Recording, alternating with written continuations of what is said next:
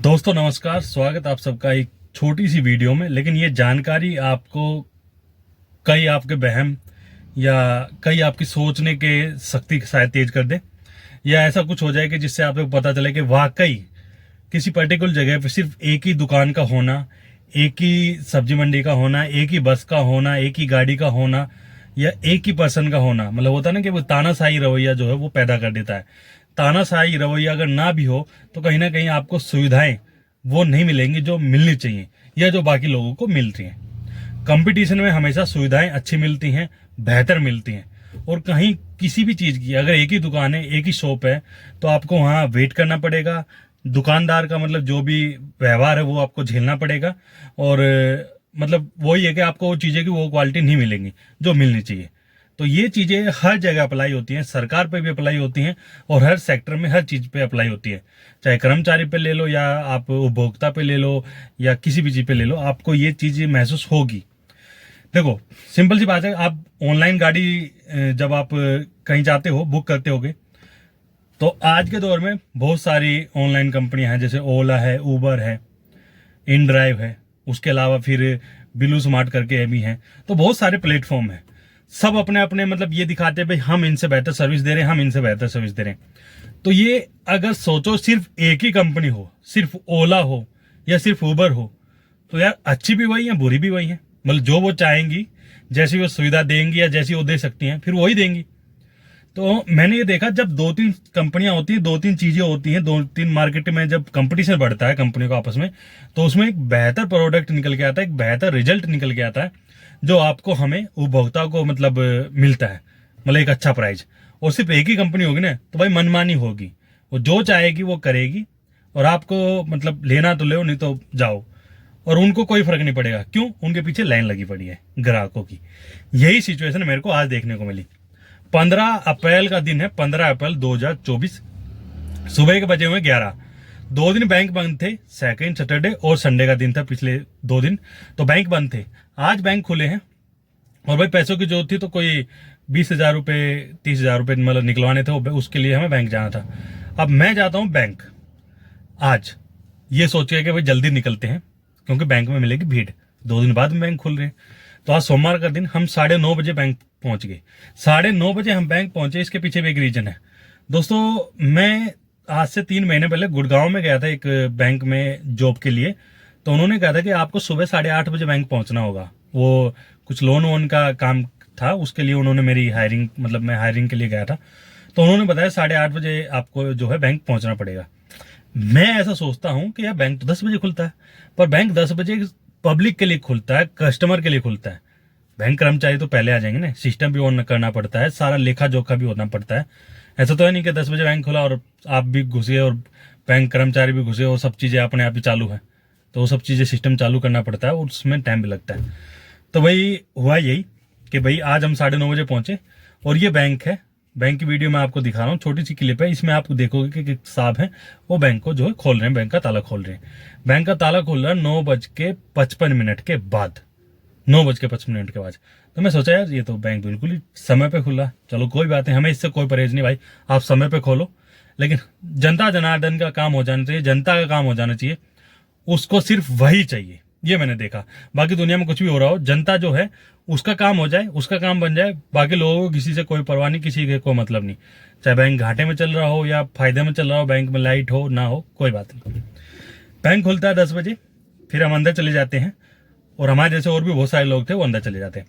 अंदर जैसे ही एंट्री करते तो भाई उन्होंने लाइट वाइट जला दी थी और जो मशीन थी जिससे आप एंट्री करवाते हो अपनी, वो चालू हो गई थी। हमने भी एंट्री करवाने के लिए वो डाली कॉपी, एंट्री होगी, 2-4 मिनट उसमें लगी क्योंकि और भी बुजुर्ग लोग थे अपनी पेंशन की एंट्री करवा रहे थे। फिर हम गए एक काउंटर पे, मगा पूछने के लिए कि भाई साहब चेकबुक चाहिए, हमें चेकबुक मिल जाएगी? उन्होंने एक फॉर्म दे दिया कि इस फॉर्म को भरो, चेकबुक मिल जाएगी।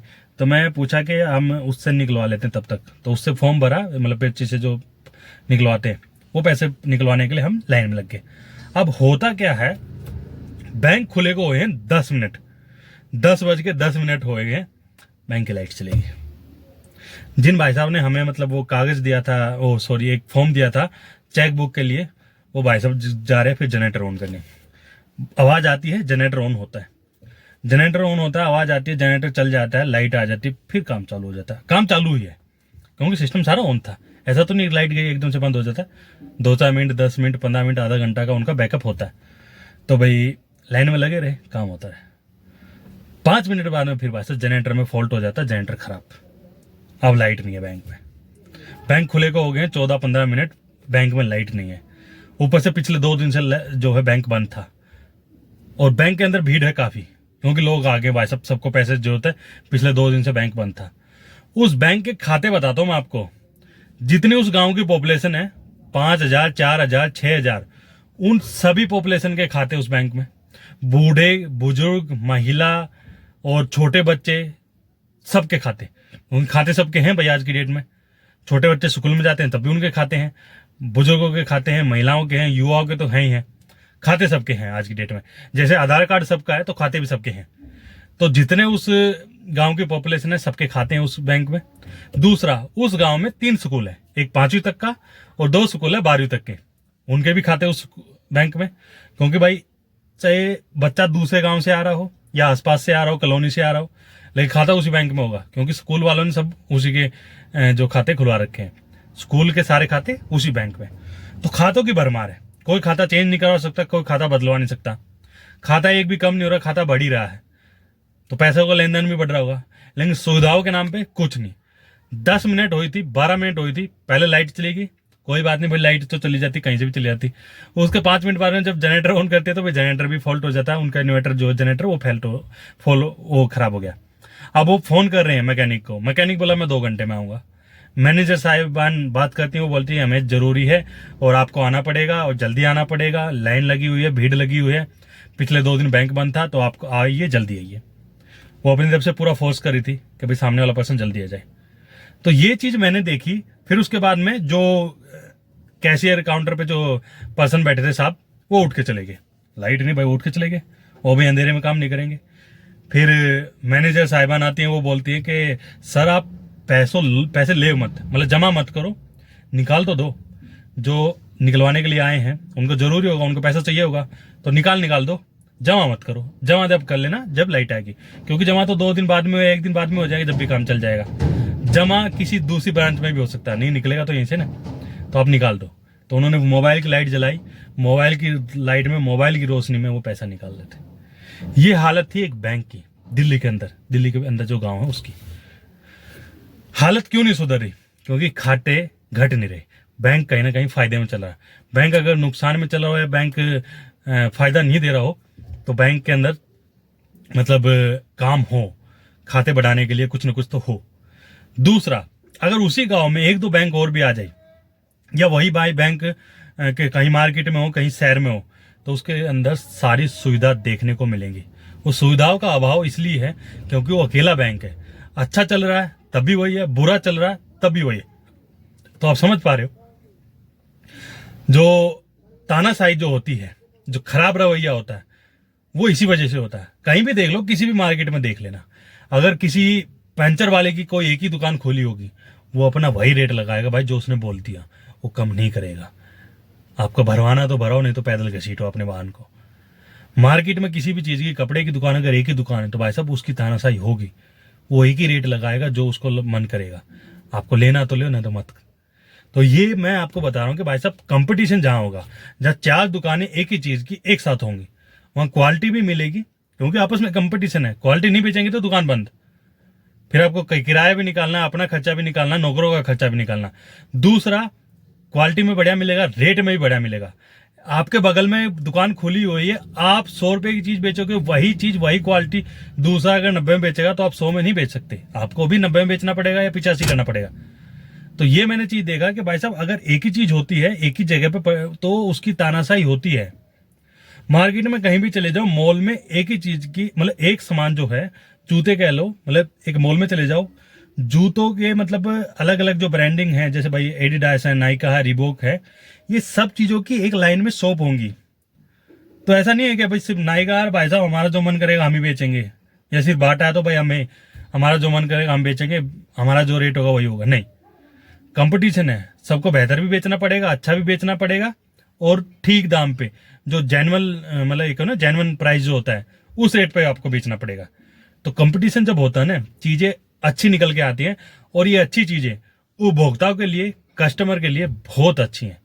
अब ये इतनी सारी जो मैंने बातें कही ना, ये कहने का मतलब सिर्फ, इसका तात्पर्य, इसका मतलब सिर्फ यही था कि भाई साहब, एक ही सरकार होगी पूरे देश में, हर जगह, चाहे पंचायत में हो, चाहे जिला पार्षद में हो, चाहे एमएलए में हो, चाहे एमपी में हो, हर जगह सांसद भी वही, एमएलए भी वही, निगम पार्षद भी वही, पंचायत में भी वही, और फिर ऊपर प्रधानमंत्री भी उन्हीं के।